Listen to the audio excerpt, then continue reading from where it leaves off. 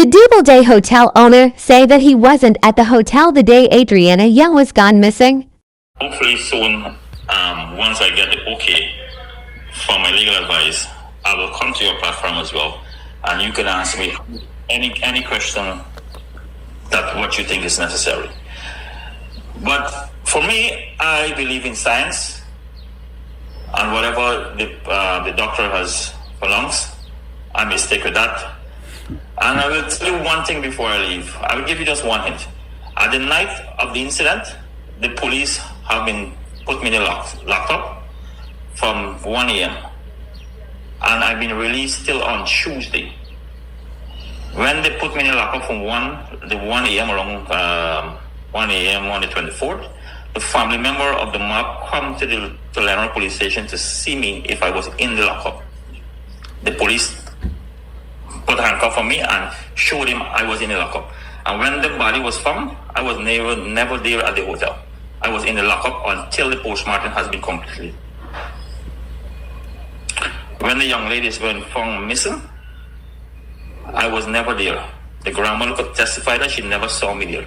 It's when I get the information someone has been missing, that is when I went to the hotel and looked.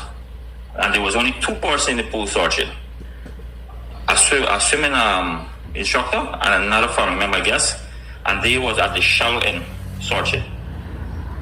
The swimming instructor asked me if I could see at the bottom of the pool. I told him no, you have to go down all the way to the bottom. The swimming instructor told me, I'm sorry, he asked the grandmother if the girl could swim. The grandmother said yes. And the swimming instructor told her once she can swim, she cannot be in the pool. And the search has been ended there. The grandmother walked away and went elsewhere, which I went to the police to assist them to open rooms and necessary bonds and stuff to find the missing person.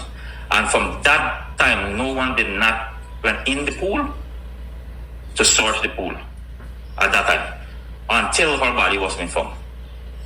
The bartender have a duty that when he closes the pool, let's say around 8, right?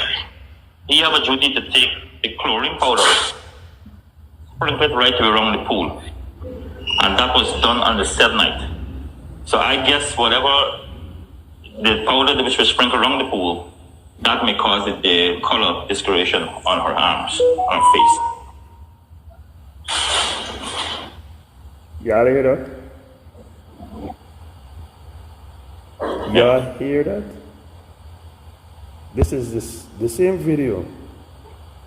More, they coming out slow but slow.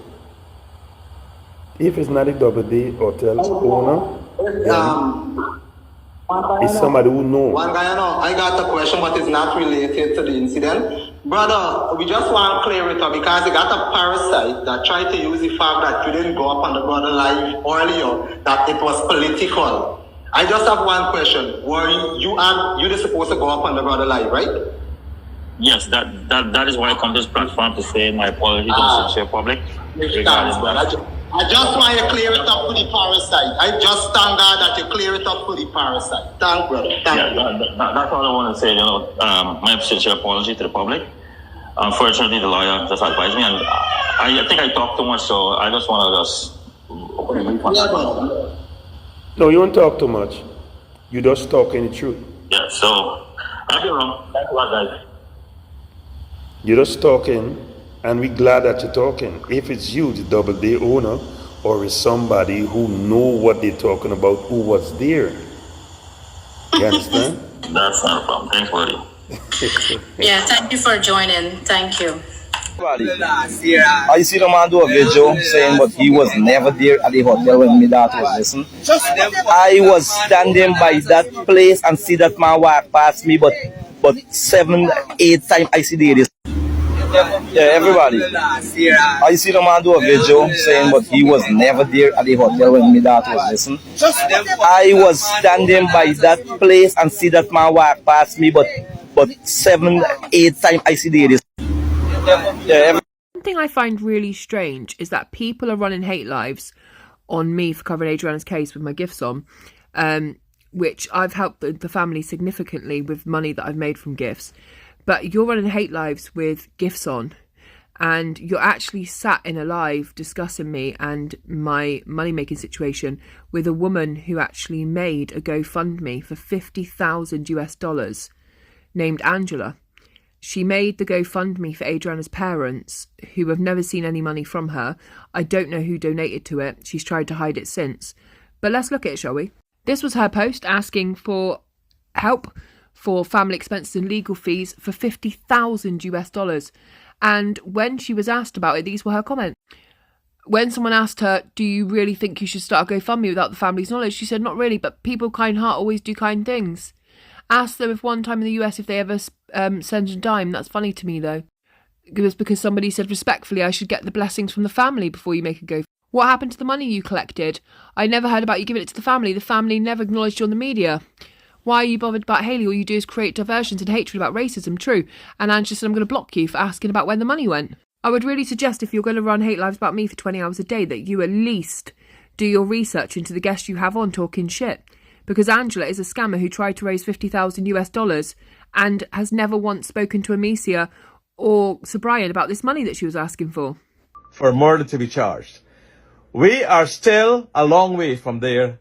We have to review the evidence. I encourage the government of Guyana, the Director of Public Prosecutions, and the entire law system, the judicial system in Guyana, to keep this case public.